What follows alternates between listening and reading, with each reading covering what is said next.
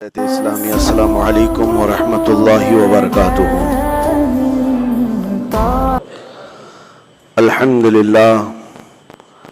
للہ الحنان المنان الذي خلق الانسان وعلمه البيان والصلاة والسلام على رسوله سيد الانس والجان وعلى آله واصحابه ذوي الخير والاحسان، اما بعد، فأعوذ بالله من الشيطان الرجيم، بسم الله الرحمن الرحيم۔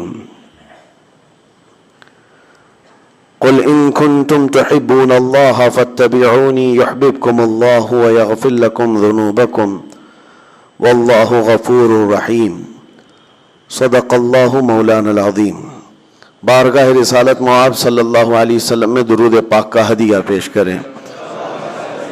اللہم صلی علی سیدنا و مولانا محمد معدن الجود والکرم وآلہ واصحابہ الکرام وابنہ الکریم وبارک وسلم صلاة دائمتا سرمدا ابدا۔ عزیزان گرامی وقار، نبی کریم صلی اللہ تعالی علیہ وسلم کو اللہ تبارک و تعالی نے مبعوث فرمایا وہ عظیم دین دے کر کے جس کے اندر ساری چیزیں موجود ہیں۔ قرآن میں اللہ فرماتا ہے وَلَا رَطَبٍ وَلَا يَابِسٍ إِلَّا فِي كِتَابٍ مُبِينٍ، خشکی کی کوئی چیز یا تری کی کوئی چیز ایسی نہیں ہے جو قرآن میں بیان نہ کی گئی ہو۔ کمپلیٹ دین جس کو کہا جائے وہ صرف اور صرف اسلام ہے، اور قرآن پاک کمپلیٹ کتاب جس کے بارے میں شروعات میں ہی اللہ نے فرمایا ذَلِكَ الْكِتَابُ لَا رَيْبَ فِيهِ، یہ وہ کتاب ہے جس میں شک کی گنجائش ہی نہیں، اور بہترین لا جس کو کہا جائے قانون وہ قرآن پاک ہے۔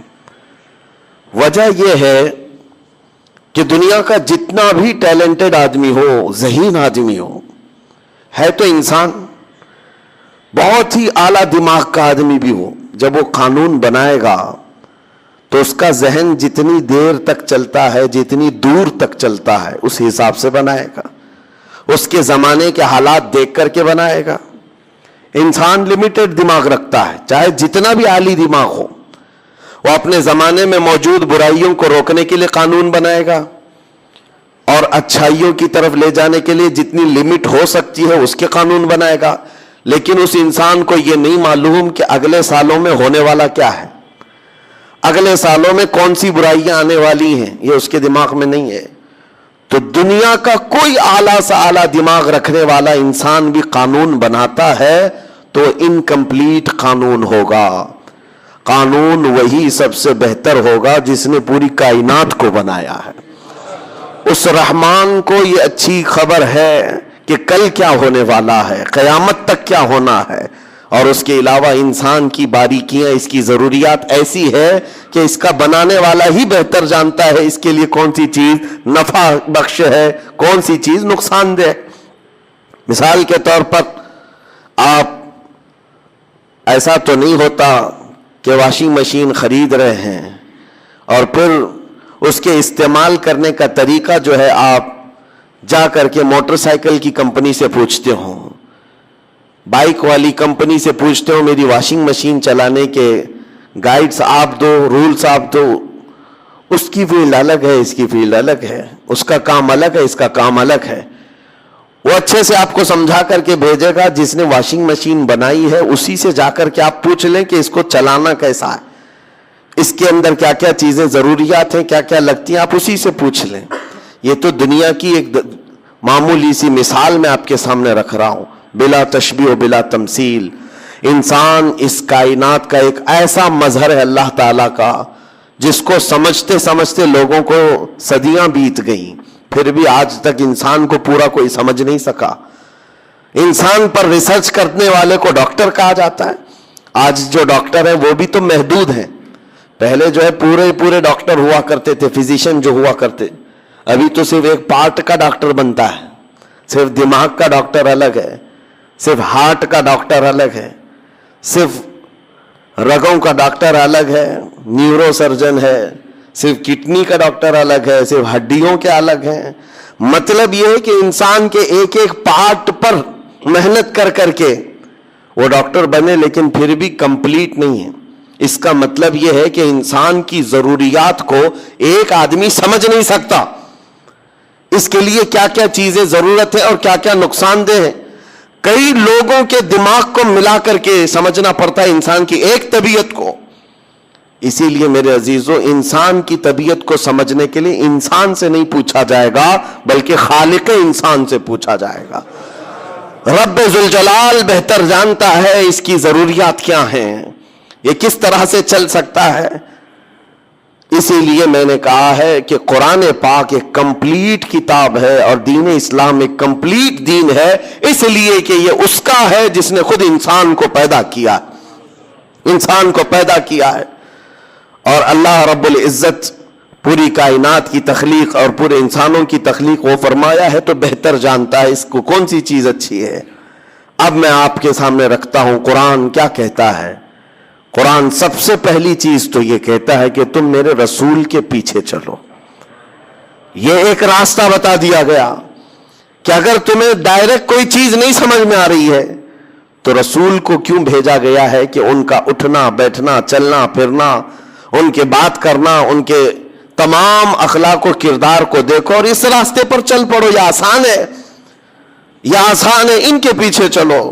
اور ان سے منہ پھیرو گے تو بڑے نقصان اٹھاؤ گے، بڑے نقصان اٹھاؤ گے. قرآن پاک میں رب تعالیٰ فرماتا ہے فَلْيَحْذَرِ الَّذِينَ يُخَالِفُونَ عَنْ أَمْرِهِ أَن تُصِيبَهُمْ فِتْنَةٌ أَوْ يُصِيبَهُمْ عَذَابٌ أَلِيمٌ. اللہ فرماتا ہے لوگوں کو چاہیے، ایمان والوں کو چاہیے کہ میرے رسول کے حکم کی مخالفت کرنے سے بچیں، ورنہ کیا ہوگا. رب فرماتا ہے ان قریب وہ فتنوں میں مبتلا کر دیے جائیں گے یا دردناک عذاب میں گرفتار ہوں گے. حضور کی حکم کی مخالفت کرنے والا دو چیزوں میں مبتلا ہو جاتا ہے، یا تو فتنے میں مبتلا ہو جائے گا یا بڑے عذاب کا شکار ہو جائے گا. ایک بات میں آپ کو بتاتا ہوں تاریخ کی سچائی. احد کے میدان میں جنگ احد جو ہو رہی ہے یہ 3 ہجری میں کفار و مشرکین کی طرف سے لڑی جانے والی ایک بڑی جنگ تھی. جنگ بدر کے بعد، جنگ بدر میں 70 کافر مارے گئے تھے، 70 قیدی ہوئے تھے. اس کا بدلہ لینے کے لیے وہ آ گئے تھے مدینے پر چڑھائی کر کے. اور جب وہ مدینے پہنچے تھے، احد مدینے سے 5 کلومیٹر کا فاصلہ ہے. احد کے میدان کی طرف رسول کریم صلی اللہ علیہ وسلم جب چلے تو 700 صحابہ آپ کے ساتھ تھے. اب یہ بڑی آزمائش کا اور امتحان کا وقت تھا. نبی پاک صلی اللہ علیہ وسلم نے سب کی صف بندی کی. ذہن کو حاضر رکھیں میں کیا چیز عرض کرنا چاہتا ہوں. سامنے 2000 کے قریب کافر ہیں اور یہاں 700 مسلمان ہیں. ان میں سے 50 اچھا تیر چلانے والے جو صحابہ تھے ان کو حضور پاک صلی اللہ علیہ وسلم نے ایک اونچے ٹیلے پر کھڑا کیا جس کو جبل رمات کہتے ہیں. آج بھی وہ ٹیلا موجود ہے، چھوٹی سی ایک پہاڑی. اور اس پر کھڑا کرنے کا مقصد یہ تھا کہ وہ لوکیشن ایسا تھا سامنے سے کوئی بھی آتا تو یہ اوپر کھڑے ہوئے آدمی تیر چلاتے وہ آگے بڑھ نہیں سکتا تھا. ظاہر سی بات ہے اوپر سے اگر کوئی تیر چلائے تو سامنے بڑھنا مشکل ہو جاتا. نیچے سے اوپر تیر جلدی جاتے نہیں، اوپر سے جلدی آ جاتے ہیں. تو یہ جنگی مہارت کا ایک مظہر تھا. حضور پاک صلی اللہ علیہ وسلم نے 50 تیر انداز صحابہ کو وہاں کھڑا کیا، لیکن ساتھ میں یہ فرمایا تھا جب تک میں نہ کہوں نیچے نہیں آنا. یہ جملہ یاد رکھیں. حضور نے فرمایا جب تک میں نہ کہوں نیچے نہیں اترنا. اب جنگ نیچے چل رہی ہے، دشمن سامنے ہیں، مومنین ادھر ہیں، اور لڑائی اس قدر سخت ہوئی کہ مومنین نے ان کو بھاگنے پر مجبور کر دیا. کفار و مشرکین کو غالب آ گئے اور وہ اپنا ساز و سامان سب چھوڑ کر کے بد کے ہوئے جانوروں کی طرح بھاگتے رہے. کون؟ کفار و مشرکین میدان چھوڑ کر بھاگ رہے تھے. اب جیسے ہی انہوں نے میدان خالی کیا تو جو مومنین یہاں پر موجود تھے انہوں نے اعلان کر دیا ہم فتح یاب ہو گئے، فتح ہو گئی. اب مال غنیمت جمع کیا جا رہا تھا. سب جب بھاگ گئے دشمن تو جنگ ختم ہو گئی. اوپر جو صحابہ کھڑے تھے تیر انداز انہوں نے کہا کہ اب چلو اترتے، جنگ ختم ہو گئی. بعض نے کہا نہیں، حضور نے فرمایا جب تک میں نہ کہوں نیچے نہ آنا. وہ صحابہ اکرام میں 2 جماعتیں ہو گئیں. بعض صحابہ نے کہا نہیں، حضور کے فرمانے کا مقصد یہ تھا کہ جب تک جنگ نہ ہو جائے تب تک نیچے نہیں آنا، جنگ ختم ہو گئی، جب سارے لوگ مال غنیمت جمع کر رہے ہیں ہم بھی نیچے اترتے ہیں۔ اس بات پر جب صحابہ کرام میں بحث ہوئی تو 40 صحابہ نیچے اتر آئے، تقریباً 40 لوگ نیچے اتر آئے، 10 لوگ وہ کہے کہ نہیں ہم یہیں کھڑے رہیں گے، وہ کھڑے رہ گئے۔ لیکن ہوا یہ کہ بھاگے ہوئے کفار و مشرکین میں خالد بن ولید بھی تھے، اس وقت وہ ایمان لائے ہوئے نہیں تھے، انہوں نے 200 گھڑ سواروں کو ساتھ کیا، انہوں نے دیکھا کہ وہ لوکیشن خالی ہو چکا ہے جو ان کے لیے ڈینجر تھا، وہاں سے اتر گئے لوگ، تو گھوڑے دوڑاتے ہوئے بہت دور سے راؤنڈ مار کر کے پیچھے کی طرف سے آ کر کے 10 صحابہ جو کھڑے تھے ان کو شہید کر دیا۔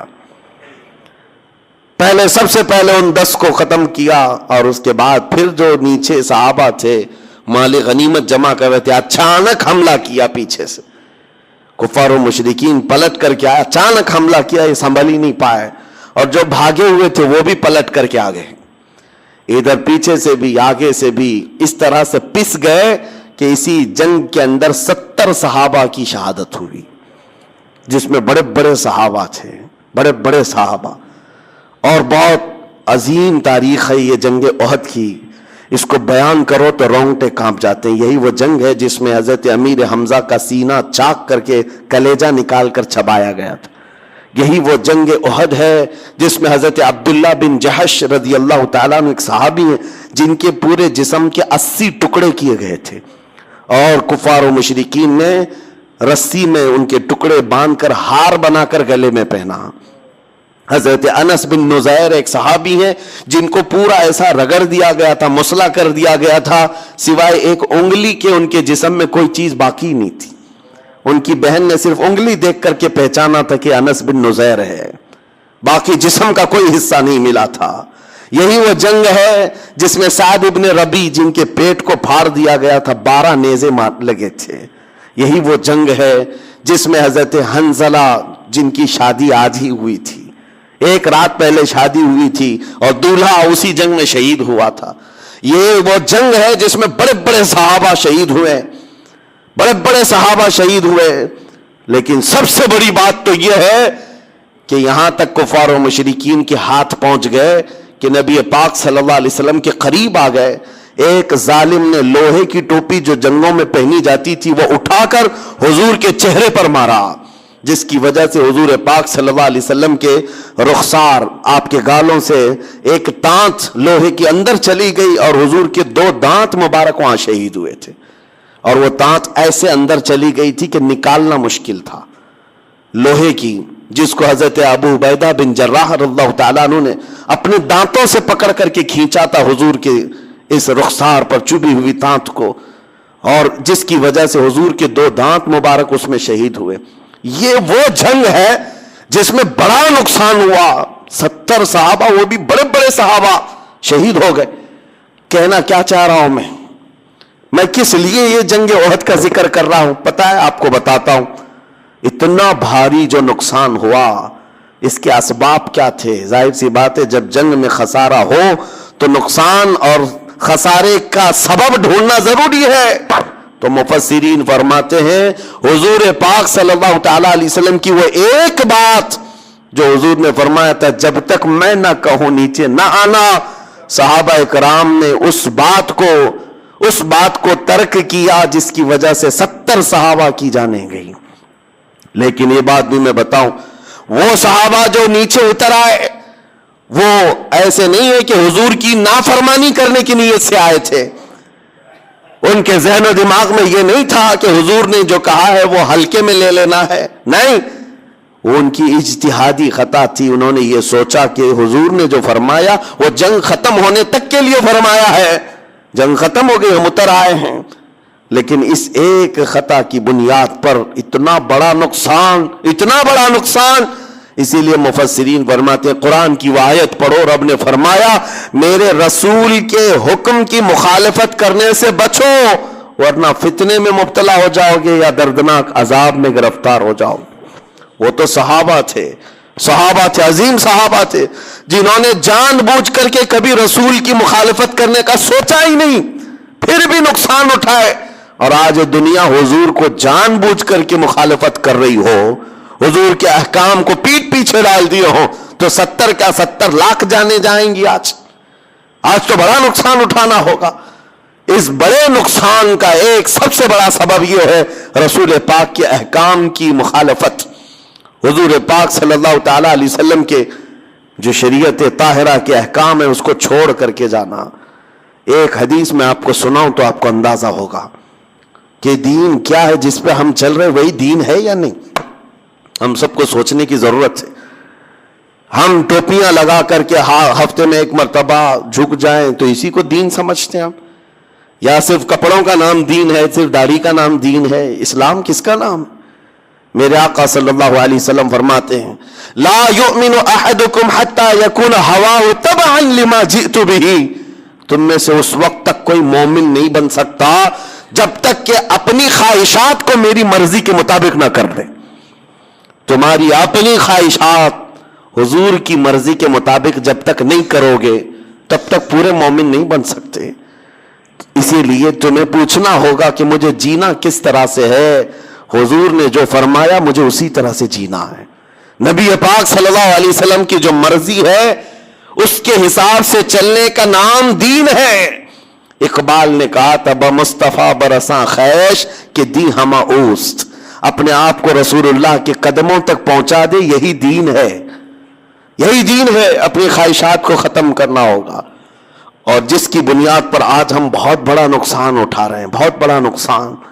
نبی اور رحمت صلی اللہ تعالی علیہ وسلم کے احکام, ان کے اقوال کو ہلکے میں لیتے ہیں. آج آپ کو پتہ ہے اس رسول کو اللہ تعالیٰ نے ہمارے درمیان مبعوث فرمایا جو پورے کائنات کے لیے رحمت ہے, اور وہ ایسا عظیم رسول جس کی امت میں پیدا ہونے کے لیے پچھلے نبی دعا کرتے تھے. اس قدر تمہیں قسمت سے اور بہت بڑے نصیب سے نوازا گیا, لیکن ہم نے اس کو ہلکے میں لینا شروع کیا. ہم اپنی مرضی سے دین کے اس پر عمل کرتے ہیں. آج حالات یہی ہیں, ہم کو جیسا من کرے ویسے ہم جینے کے قائل ہیں, ویسا نہیں جیتے جیسے رسول کی خواہش. آپ کو پتہ ہے صدیق اکبر رضی اللہ تعالیٰ عنہ کا ایمان کیا تھا؟ گھر میں موجود ہیں, نماز پڑھ رہے تھے, اچانک رسول کریم صلی اللہ علیہ وسلم تشریف لائے. دروازے سے اندر حضور آئے اور حضرت ابو بکر صدیق کی نماز ہو چکی تھی. حضور جیسی آئے کھڑے ہو گئے. جس کے گھر نبی پاک صلی اللہ علیہ وسلم آئے اور وہ بھی صدیق اکبر کے گھر, تو خوشیوں سے آپ حضور کے آگے پیچھے ہو رہے تھے. نبی پاک صلی اللہ علیہ وسلم سیدھے حجرے میں اندر گئے. وہاں ایک بکسا رکھا ہوا تھا, چھوٹا سا ایک باکس رکھا ہوا تھا. اس کو کھولا تو اس میں کچھ مال تھا, کچھ رقم تھی. نبی پاک صلی اللہ علیہ وسلم نے وہ اٹھایا اور کہا ابو بکر یہ میں فلاں کام کے استعمال کے لیے لے جا رہا ہوں, یہ نہیں کہ اجازت ہے, لے جا رہا ہوں. صدیق اکبر کی آنکھوں میں آنسو آئے. کہا یا رسول اللہ رب کا شکر ہے, ابھی میں نے یہی دعا کیا تھا کہ مولا مجھے اتنی قسمت سے نواز دے کہ تیرا رسول میرا مال اپنا سمجھنے لگ جائے, میرا اپنا کچھ نہیں ہے. صدیق اکبر کہتے میری دعا قبول ہو گئی, آپ تشریف لائے. میں مال تو دینا چاہتا تھا, سب کچھ وقف کرنا چاہتا ہوں دین کے لیے, لیکن خواہش یہ ہے کہ سنا یہ گیا ہے کہ دینے والے کا ہاتھ اوپر ہوتا ہے, لینے والے کا ہاتھ نیچے ہوتا ہے. ابو بکر صدیق کہتے ہیں میں یہ بھی نہیں چاہتا کہ میرے نبی کا ہاتھ نیچے آئے, میرے مال کو رسول اپنا مال سمجھ کر خیرات کرے. ان کی اپنی خواہشات نہیں تھیں. انہوں نے دین کو, اپنے مال کو یہ نہیں بنایا تھا کہ میں جیسا چاہوں گا ویسا دین چلے گا. نہیں, میرے مصطفیٰ جیسا چاہے ویسا دین چلے. آج اپنے آپ کو وقف کرو حضور کی طرح. اپنی خواہشات کا قتل ضروری ہے. جب تک ہم نہیں مارتے بہت بڑے نقصانات اٹھائیں گے بعد میں. آج جو پوری دنیا میں ہم نقصانات دیکھ رہے ہیں, ہزاروں کا قتل, ہزاروں کو مارنا, اس سب کا ایک کارن ہے, ایک سبب جو کھلا ہوا ہے کہ قوم مسلم اپنے نبی کے طریقے پر چلنا نہیں چاہتی. تو پھر کس رحمت کے انتظار میں؟ وہ صحابہ جو دعا کرتے تھے پتہ ہے آپ کو, حضور کے ساتھ جاتے تھے. آج یہاں بیٹھ کر کے ہم دعا کرتے ہیں فلسطین پر رحم فرما, غزہ پر رحم فرما. ہم تو میدان میں اترے ہی نہیں.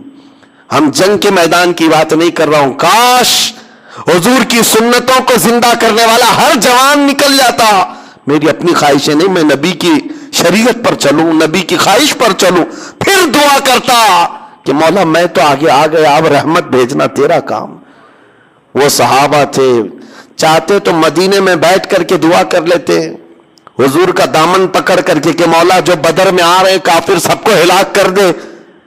وہ صحابہ تھے, اس میں صدیق اکبر ہیں, فاروق اعظم ہیں, عثمان غنی ہیں, حیدر کرار ہیں, بڑے بڑے صحابہ ہیں. حضور پاک صلی اللہ علیہ وسلم مدینہ طیبہ میں موجود ہیں. یہ سب صحابہ دعا کر دیتے. وہاں تک چل کے کیوں گئے؟ 160 کلومیٹر دور تک چل کر کے گئے. پتا ہے اس میں سے ایک جنگ ہے جس کے بارے میں حضرت ابو ہریرہ فرماتے ہیں, جب ہم چل کر کے گئے تھے تو پیروں میں سب کپڑے باندھے ہوئے تھے, کپڑے پھاڑ پھاڑ کر کے پیروں میں, چپل کسی کے نہیں. پوچھا گیا کہ کیوں کپڑے باندھتے تھے؟ کہتے ہیں کہ پہاڑی راستہ تھا, چل چل کر کے ایک صحابی کے بھی ناخن باقی نہیں تھے, سب کے ناخن ٹوٹے ہوئے تھے, سب کے ناخن ٹوٹے ہوئے, اور کپڑے باندھ کر کے یہ لوگ چلتے تھے. 160 کلومیٹر دور, گرمیاں نہیں دیکھی, ٹھنڈیاں نہیں دیکھی, حضور کے پیچھے چل پڑے. اور جب بدر کے میدان میں آئے تو حضور پاک صلی اللہ تعالی علیہ وسلم نے پوچھا بھی تھا, جس کو جانا ہے وہ جا سکتا ہے, واپس جو مدینہ جانا چاہے وہ جا سکتا ہے.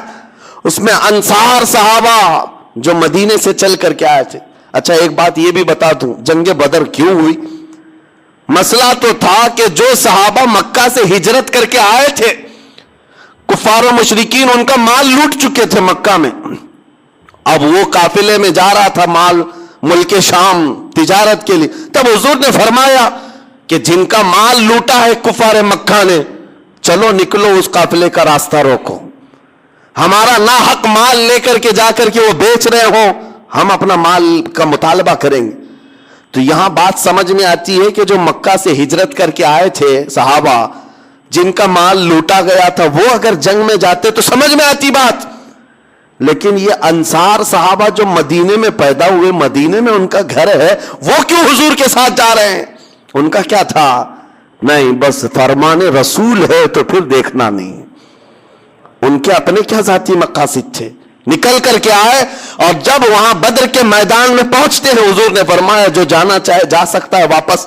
بڑی تکلیفوں کا سفر کیا تم نے.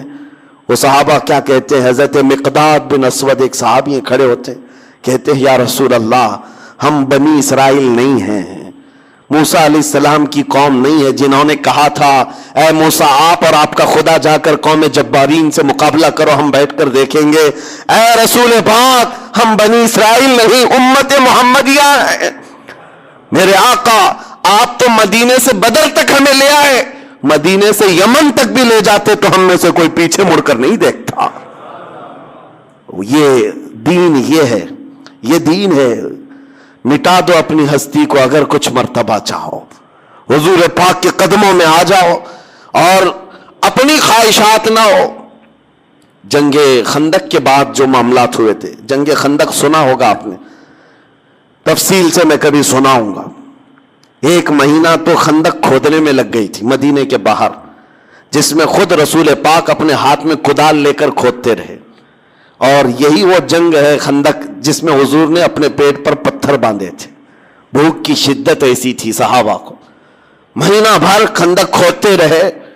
وہ خندق کیوں کھودی گئی تھی کہ جب دشمن آئیں گے تو وہ تیز دوڑنے والا گھوڑا بھی یہ خندق عبور کر کے مدینے کی طرف نہ آئے, جنگ ادھر کی ادھر ہی رہے, اس لیے خندق کھودی گئی تھی.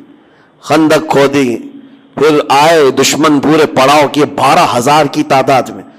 اور جنگ ایسی نہیں ہے کہ 1 دن 2 دن, بلکہ وہ جنگ بھی مہینے بھر تک تھی. وہ لوگ پڑاؤ ڈال کر رکھے تھے, اور ادھر صحابہ مدینے سے باہر ہیں, ان کے بچے ہیں, بیویاں ہیں, گھروں میں ہیں, ان کو سامان کون دیتا, ان کے گھر کون چلاتا. اور پلس یہ ہے کہ کھانے پینے کی کوئی چیز نہیں ان کے پاس. جنگ خندق کے موقع پر ایسا تھا, 1 کھجور 10 صحابہ کھایا کرتے, 1 کھجور. اور دن بھر اسی طرح رسول پاک صلی اللہ علیہ وسلم کے ساتھ کھڑے تھے, یہاں تک کہ دشمنوں کی فوج میں گوشت بھونا جا رہا ہے, روٹیاں پکائی جا رہی ہیں, سالن کی خوشبوئیں آ رہی ہیں. لیکن مجال ہے، ایک روایت مجھے بتا دو کہ رسول پاک کے صحابہ نے کبھی ان کے کھانے کو دیکھ کر کے یہ سوچا ہو ادھر کی پارٹی میں جائیں گے کچھ کھانا مل جائے گا، روٹی بوٹی مل جائے گی؟ بلکہ یہاں تک کہ نبی پاک صلی اللہ علیہ وسلم نے فرمایا کہ بھوک نے تمہیں پریشان کر دیا ہوگا اور ادھر سے کھانے پینے کی خوشبوئیں آتی ہیں۔ صحابہ نے کہا یا رسول اللہ جب کبھی اس طرح بھوک پریشان کرتی ہم آپ کے چہرے کو دیکھ لیتے ہیں۔ وہ اپنی تمام تکالیف کو بھول جاتے تھے، صرف نبی ہمارے ساتھ ہے، رسول پاک ہمارے ساتھ ہے۔ اس جنگ کے بارے میں عرض کرتا ہوں میرے عزیزو، بڑا امتحان تھا یہ، بڑا امتحان۔ میں کیوں کہہ رہا ہوں یہ باتیں؟ اس لیے کہ مدد اللہ کی ان کے ساتھ اس لیے آتی تھی کہ وہ حضور کے ساتھ چلتے تھے، حضور کے ساتھ آگے بڑھتے تھے، تب اللہ کی مدد آتی۔ تم یہاں بیٹھ کر کے دعائیں کرتے ہو، سنت پر عمل کرنا نہیں ہے، دین پہ عمل کرنا نہیں ہے، نہ حضور پاک کی شریعت کا خیال کرنا ہے، گھر میں بیٹھ کر کے گڑ گڑانے سے کیا ہوگا؟ وہ صحابہ کیا کیفیت تھی؟ خندق کی جنگ ختم ہو گئی، مہینے بھر 2 مہینے بھر کے بعد صحابہ مدینے کی طرف لوٹ رہے ہیں، زخمی حالت میں ہیں، سب زخمی تھے، کسی کے تیر لگا۔ حضرت سعد بن معاذ، حضرت سعد رضی اللہ تعالیٰ ایک صحابی انصار میں سے، ان کے رگ کٹ گئی تھی تو خون رکتا ہی نہیں تھا، یہاں تک کہ حضور صلی اللہ علیہ وسلم نے ان کے ہاتھ کو پکڑا تو حضور کا پورا جسم خون سے بھر گیا۔ حضرت سعد اس طرح کے زخمی صحابہ تھے، جب چل کر مدینے کی طرف آ رہے تھے، بیچ راستے میں مدینے نہیں پہنچے، جبرائیل امین علیہ السلام آئے، عرض کیا یا رسول اللہ رب تبارک و تعالیٰ کی منشا یہ ہے یہیں سے آپ قبیلہ بنو نذیر کے مقابلے میں جنگ کے لیے نکل جائیں۔ اتنے بڑے جنگ کے بعد آ رہے صحابہ، مدینہ قریب ہے، اور بیچ میں جبرائیل امین آئے، رسول رحمت صلی اللہ علیہ وسلم، وہ یقیناً رفیق ہیں، شفیق ہیں، جن کے بارے میں قرآن کہتا عزیز علیہ ما عنتم حریص علیکم بالمؤمنین رؤوف الرحیم۔ تمہارا تکلیف میں پڑنا اس رسول کو دیکھا نہیں جاتا، وہ نہایت ہی رحم دل ہے۔ صحابہ کی طرف دیکھتے ہیں، کہتے ہیں اتنے تھکے ہوئے ہیں، ان سے ایک بار پوچھ تو لوں۔ ظاہر سی بات ہے مہینوں کے بعد کوئی آتا ہے، ہم بھی سفر سے آتے ہیں، آپ ڈائریکٹ بلائیں تو ہم کہیں گے ارے نہا دھو کے تو آؤں، بچوں سے بات تو کر کے آؤں، کپڑے بدل کے تو آؤں۔ صحابہ کرام یہ کہتے کہ زخموں کی مرہم پٹی کر کے آئیں، بیویوں سے مل کر کے آئیں، بچوں کو کوئی بات کر کے آئیں۔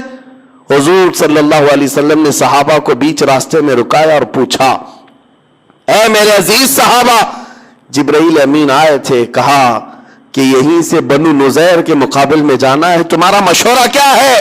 صحابہ کہتے ہیں یا رسول اللہ دیر کس بات کی، چلے ابھی چلتے ہیں، دیر کس بات کی، ابھی چلتے ہیں۔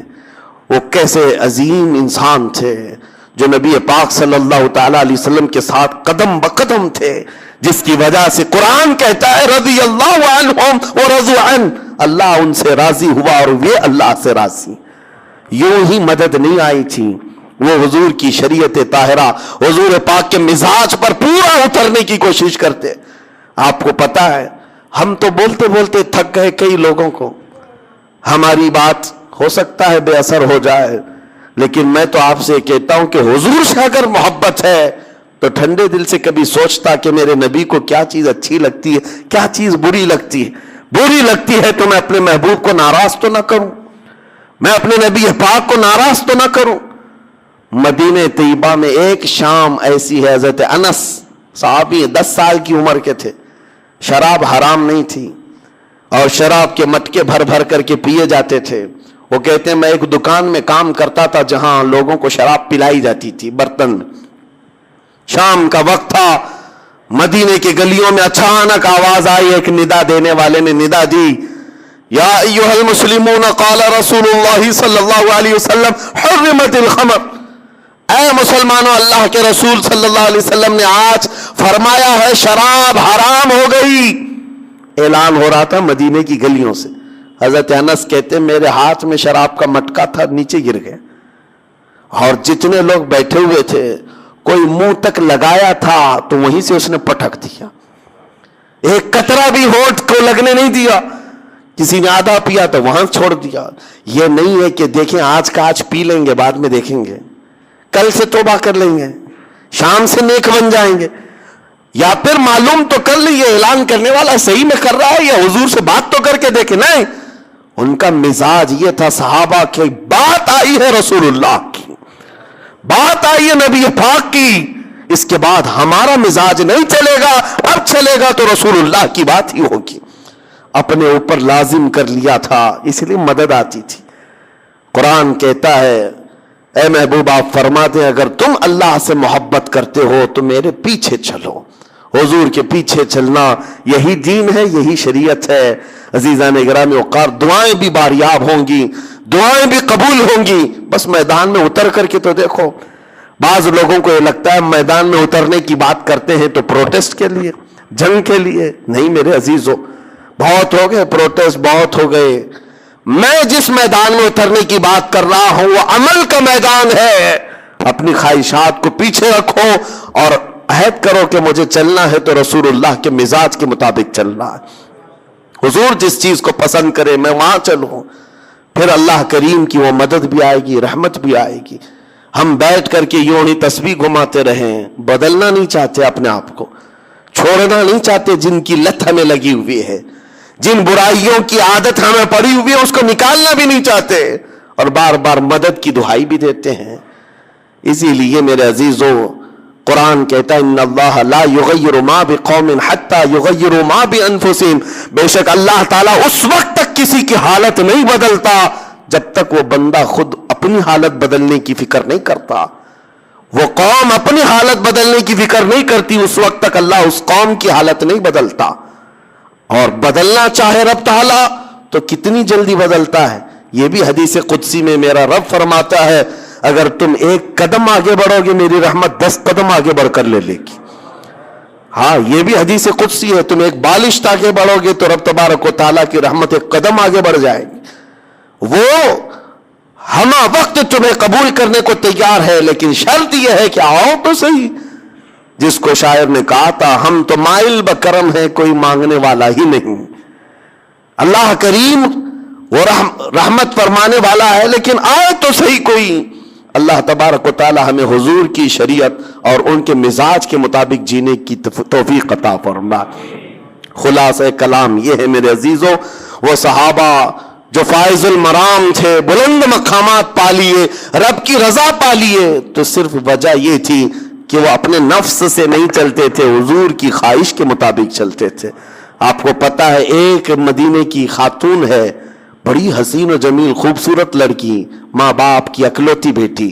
ایک بار حضور پاک صلی اللہ علیہ وسلم کے پاس ایک غریب صحابی آئے, کہا مجھے نکاح کرنا ہے. حضور نے سیدھے اس خوبصورت لڑکی کے گھر بھیج دیا, ان کو جاؤ پیغام لے کر کے چلے جاؤ.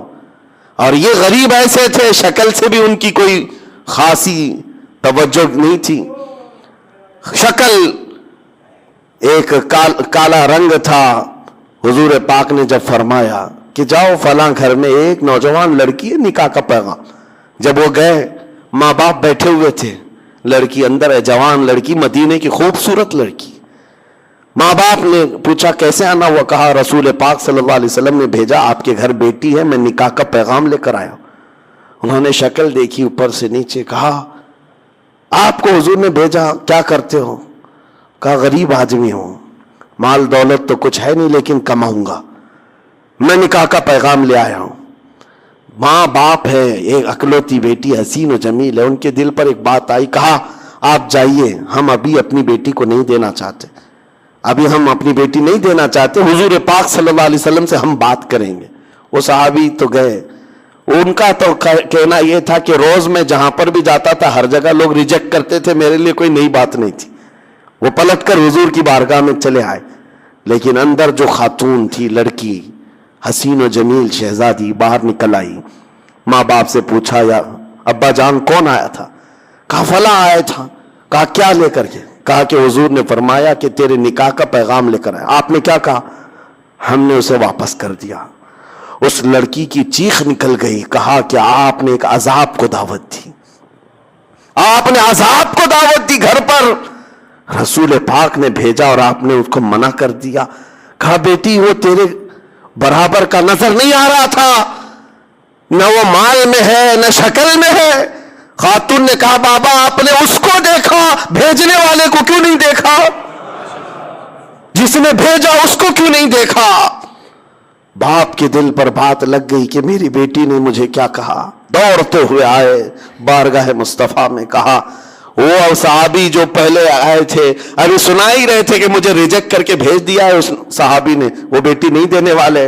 حضور پاک ان کی سنی رہے تھے، یہ دوڑتے ہوئے بیٹی کے باپ آ گئے، کہا معاف کریں سرکار، خطا ہو گئی، معاف کریں، آپ نے بھیجا میں نے تاخیر کی، مجھے منظور ہے، میری بیٹی کو بھی منظور ہے، جب آپ فرمائیں نکاح قبول ہے، نکاح منظور ہے۔ اتنی تاخیر بھی صحابہ برداشت نہیں کرتے اگر حضور کا حکم آ گیا ہے، پھر نفس نہیں، اپنی خواہش نہیں۔ عزیزان گرامی وقار، حضور صلی اللہ علیہ وسلم نے نکاح تو کر دیا مسجد میں، لیکن پتہ ہے اسی رات کو جنگ کے لیے نکلنا تھا۔ حضور پاک نے اس صحابی کو جو کالے رنگ کے تھے پیسے دیے، جا شادی کے سامان خرید کر کے لا، شادی کا سامان خرید کر لا، گھر سجا لے۔ وہ گئے خوشیوں سے کہ نبی پاک نے پیسے دیے، مال دیا ہے، بازار میں گئے، لیکن ڈھنڈورچی کی آواز سنی کہ رسول پاک صحابہ کے ساتھ میدان جنگ میں جا رہے ہیں۔ یہ غریب تھے، شادی کا سامان کیا خریدتے، سب جنگ کا سامان خرید لی، ہتھیار خرید لیے، وہ لوہے کی زرہ خرید لی، لوہے کی ٹوپی خرید لی، گھوڑا خرید لیا، سب کچھ پیسے اسی میں لٹا دی، اور پھر پورے تیار ہو کر صبح کے وقت میدان جنگ میں حاضر آ گئے، اور کوئی نہیں پہچان رہا تھا انہیں، کوئی نہیں پہچان رہا تھا، اور دوپہر تک یہ گھمسان کی جنگ میں تھے۔ حضور نے دور سے دیکھ کر صحابہ سے پوچھا یہ کون جوان ہے، ہم میں سے تو دکھتا نہیں۔ صحابہ نے کہا یا رسول اللہ ہم میں سے نہیں، باہر سے کوئی آیا ہوگا، ہم کوئی نہیں پہچانتے اس کو، کیونکہ وہ غریب صحابی ایسے کہ کبھی انہوں نے زندگی میں زرہ نہیں پہنی تھی، کبھی لوہے کے کپڑے نہیں آئے تھے، پیسہ اتنا آیا ہی نہیں تھا۔ صحابہ جب یہ کہنے لگے حضور مسکرائے، کہتے ہیں تمہیں پتہ نہیں وہ میرا عبداللہ ہے جس کو میں نے کل شادی کے پیسے دیے تھے، اس نے سب جنگ کا سامان خرید لیا۔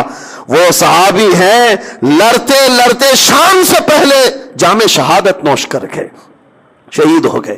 جب وہ شہید ہوئے تو میرے آقا ان کے پاس آئے، ان کے سر سے ٹوپی اتاری اور ان کا سر اپنی گود میں رکھ کر کے ان کے چہرے سے دھول کو صاف کیا، اور پھر قرآن پڑھنے لگے میرے آقا یہ کہہ کر من المؤمنین رجال صدقوا ما عاہدوا اللہ علیہ، ایمان والوں میں اللہ کے کچھ ایسے بندے ہیں جنہوں نے اللہ سے کیا ہوا وعدہ پورا کر دکھایا۔ اور ان کا مال جو بچا تھا اس صحابیہ کو بلایا جن سے کل نکاح ہوا تھا، کہا وراثت میں اب یہ تمہارا حصہ ہے۔ میرے عزیزو، اس روایت کو بیان کرنے کا صرف مقصد یہ ہے ان کا اپنا نفس نہیں تھا، ان کے اپنے خواہشات نہیں تھی، وہ چلتے تھے تو رسول اللہ کے پیچھے بمصطفیٰ برساں خیش کے دی ہماؤس۔ سچ کہا ہے اقبال نے، اپنے آپ کو نبی کے قدموں تک پہنچا دے، یہی دین ہے اور یہی ایمان ہے۔ مولا اسی دین تک ہم سب کو پہنچنے کی توفیق عطا فرمائے۔ وآخر دعوانا ان الحمد للہ رب العالمین۔ السلام علیکم۔